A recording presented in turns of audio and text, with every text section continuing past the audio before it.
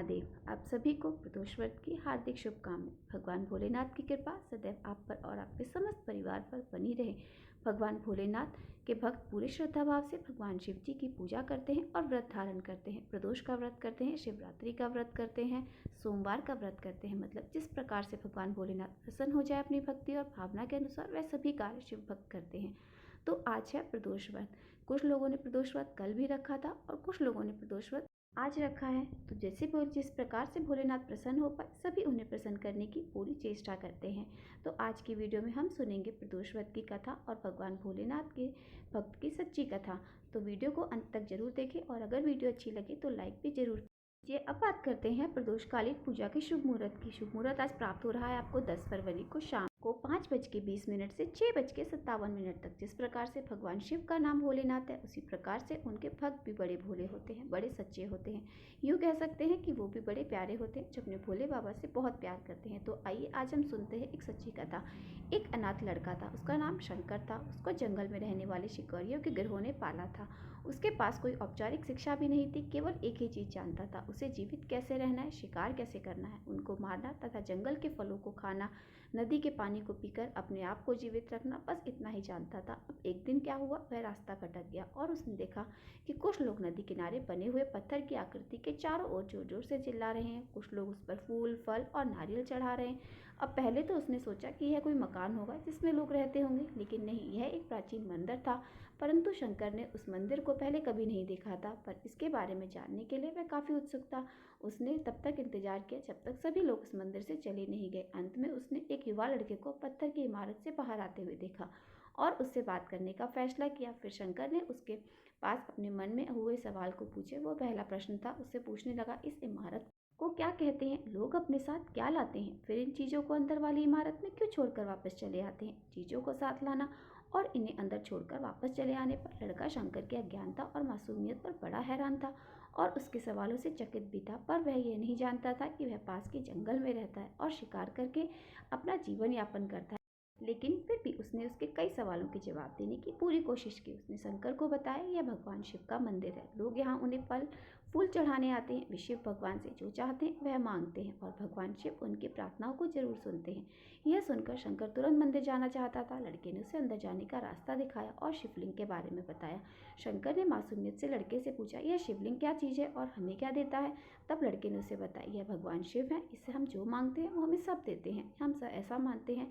इसके बाद उस लड़के ने कहा कि वहाँ अंधेरा हो रहा है, अब मुझे घर जाना होगा और वह शंकर वहीं अकेला छोड़ के चला गया। शंकर ने झिझकते हुए मंदिर में प्रवेश किया और एक कोने में बैठ गया और सोचा कि इस पत्थर की किसी चीज़ को कैसे दे सकता है, जो कि वह चाहते हैं सब कुछ मिल जाता है। इसलिए उसने उसका परीक्षण करने का सोचा और उसने पत्थर की प्रतिमा से कहा, हे शिव, कृपया मुझे पर्याप्त शिकार दे दें ताकि मैं भूखा ना रहूं। मेरे पास आपको चढ़ाने के लिए कोई फल या फूल नहीं है, लेकिन यदि आप मुझे शिकार देते हैं तो मैं उसे आपके साथ साझा करूंगा। मैं वादा करता हूँ कि मैं आपको धोखा नहीं दूंगा। इस प्रकार से उसने घोषणा की।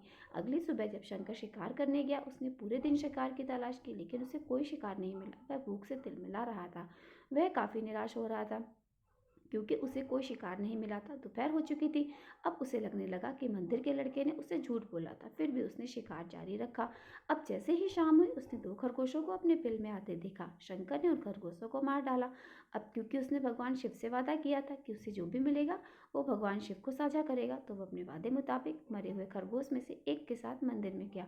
अब देर हो चुकी थी और मंदिर सुनसान था। शंकर ने मंदिर में प्रवेश किया और जोर से कहा, कृपया आओ और अपना हिस्सा ले लो, प्रभु आपके लिए मैं लेकर आया हूँ। भगवान ने ऐसा बोलकर वो वहीं बैठ गया और अंधेरा होने तक प्रतीक्षा करने लगा, लेकिन भगवान प्रकट नहीं हुए। शंकर को भूख लगी थी और नींद आ रही थी। जब भगवान प्रकट नहीं हुए तो खरगोश को उसने मंदिर में ही छोड़ा और वहां से वापस जंगल आ गया। अगली सुबह जब लोग मंदिर गए तो उन्हें शिवलिंग के पास मरा हुआ खरगोश मिला। भक्त बहुत परेशान थे। यह यहाँ कौन लाया? उसने हमारे मंदिर को अपवित्र करने की हिम्मत कैसे की? अब उन लोगों ने खरगोश को बाहर फेंक दिया। अगले दिन शंकर अपनी भूख मिटाने के लिए जंगल में शिकार करने गया, लेकिन इस बार उसकी किस्मत अच्छी नहीं थी। उसे शिकार भी नहीं मिला।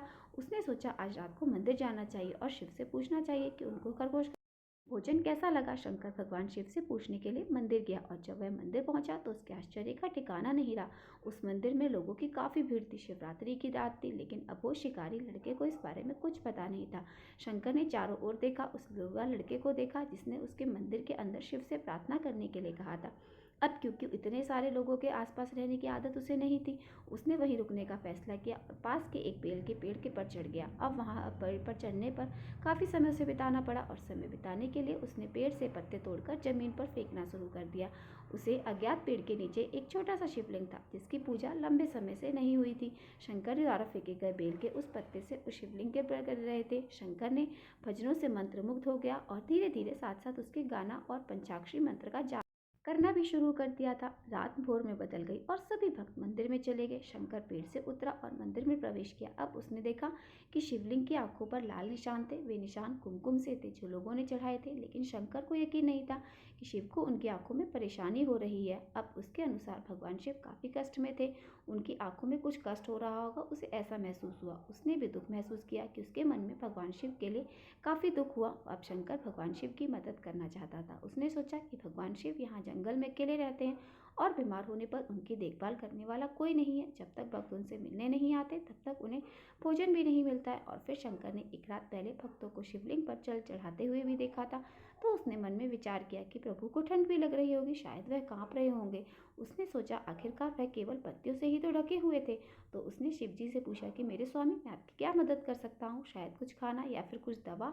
मैं आपकी सेवा कैसे कर सकता हूँ? शिव ने कोई उत्तर नहीं दिया। अब शंकर सोचने लगा कि भगवान वास्तव में बहुत बीमार है, क्योंकि अब तो वह उत्तर देने में भी असमर्थ है। अब तो वह तुरंत ही जंगल में गया और औषधियाँ जड़ी बूटियों को लेकर आया और लाल निशान पर उनके लेप लगाया, लेकिन कुछ नहीं हुआ।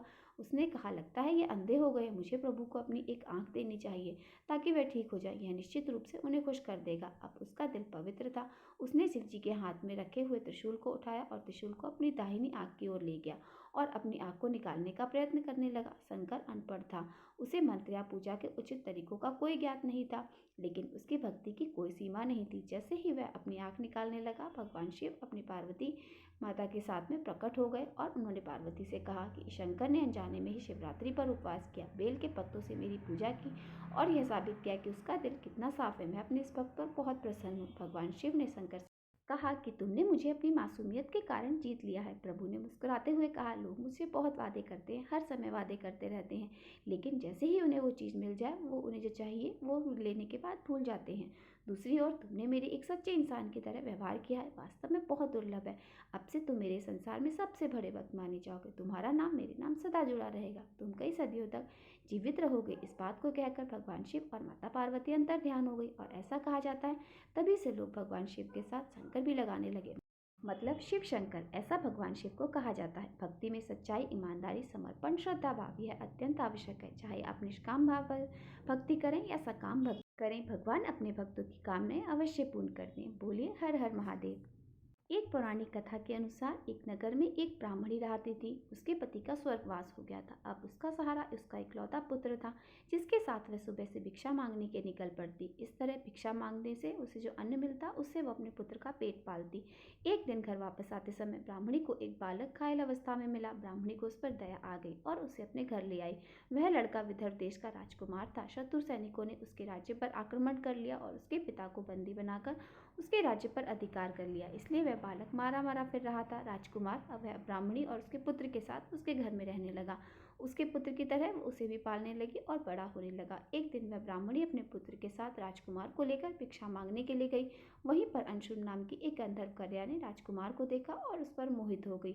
अगले दिन वह माता पिता को राजकुमार से मिलवाने के लिए लेकर गई और कुछ ही दिनों बाद अंशुल के पिता माता पिता को भगवान शंकर ने स्वप्न में आदेश दिया कि राजकुमार और अंशुल का विवाह कर दिया जाए। उन्होंने वैसा ही किया। वह विधवा ब्राह्मणी भगवान शिव की परम भक्ति और सारे प्रदोष व्रत भी रखती थी। उनके प्रदोष व्रत का ही प्रभाव था कि राजकुमार ने गंधर्व राज की सेना की सहायता से विदर्भ देश से शत्रुओं को भगा दिया और अपने पिता का खोया हुआ राज्य पुनः प्राप्त कर लिया और सुखपूर्वक जीवन बिताने लगी।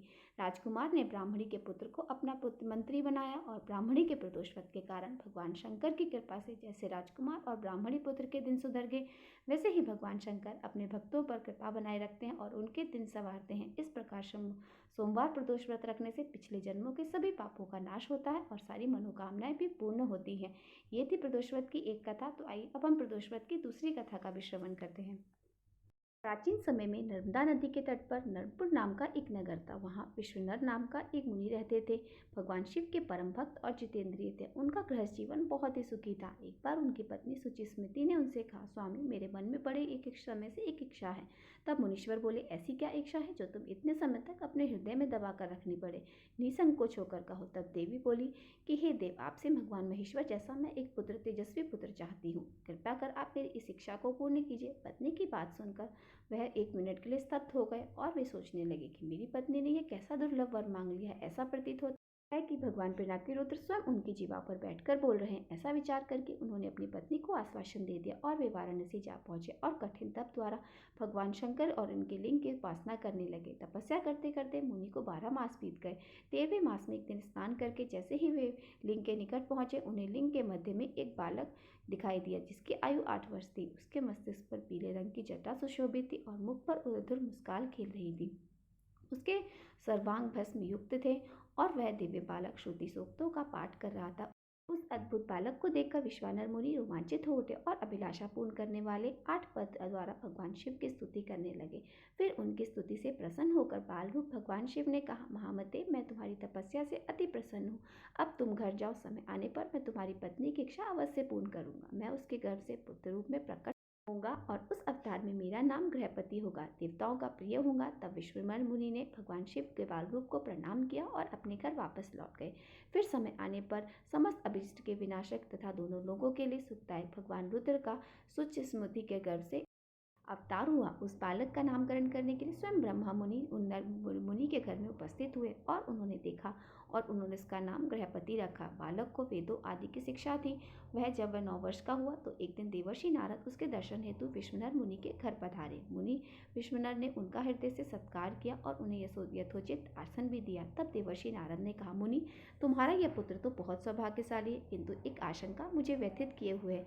तब मुनि ने कहा, चौंक कर पूछा, कैसी आशंका महर्षि? तब महर्षि ने उत्तर दिया, मेरी आशंका यह है, जब तुम्हारा ये पुत्र 12 वर्ष का होगा तो इस पर बिजली या फिर पानी का भय आएगा। यह बात सुनकर मुनि और उनकी पत्नी गहन चिंता में डूब गए। उन्हें इस प्रकार चिंता देखकर उनका पुत्र बोला, पिता, आप चिंता ना करें, मेरे ऊपर ऐसा कुछ नहीं होगा कि मेरे ऊपर महादेव की कृपा है और उनकी कृपा से तो सबके कालों के काल जो होते हैं उनका काल भी टल जाता है। आप मुझे काशी जाने की आज्ञा दें। तब मुनि ने आज्ञा दे दी। काशी पहुंचकर गृहपति भगवान शिव का अभिषेक और शिव मंत्र का जप करने लगा। जब उन्होंने 12वें वर्ष में प्रवेश किया तब एक दिन इंद्र उनके समक्ष प्रकट हुए और बोले, हे विप्रवर, मैं तुमसे तब से प्रसन्न हूँ, अपनी इच्छा अनुसार वर मांगो। तब वह बोला, देव, आपसे मुझे कोई वर नहीं चाहिए, आप चले जाइए कृपा कर। मुझे केवल पशुपतिनाथ के अतिरिक्त और किसी से वर पाने का इच्छुक नहीं हूँ। वैसे भी आप छल से अहिल्या का सतीत्व नष्ट करने वाले पवित्र शत्रु इंद्र ही तो हैं।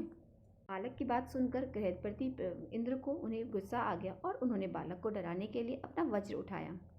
जब उन्होंने वज्र उठाया तो उससे उस बालक को मूंछ आ गई। तभी वहां पर भोलेनाथ आए और उन्होंने कहा, उठो वत्स, जो मेरा भक्त है उस पर तो कोई भी कुदृष्टि नहीं डाल सकता। उस पर यंत्र तो क्या, यम भी दृष्टि नहीं डाल सकते। आज से मैं तुम्हें अपने अग्निपथ प्रदान करता हूँ। तुम्हारे द्वारा स्थापित यह लिंग काशी में अग्निशवर के नाम से प्रसिद्ध होगा। ऐसा कहकर भगवान शिव वहीं अंतर ध्यान हो गए और बालक गृहपति अपने घर आ गया। तो ये कथा यहीं पर समाप्त होती है। सभी प्रेम से बोलिए, भगवान शिव शंकर की जय हो।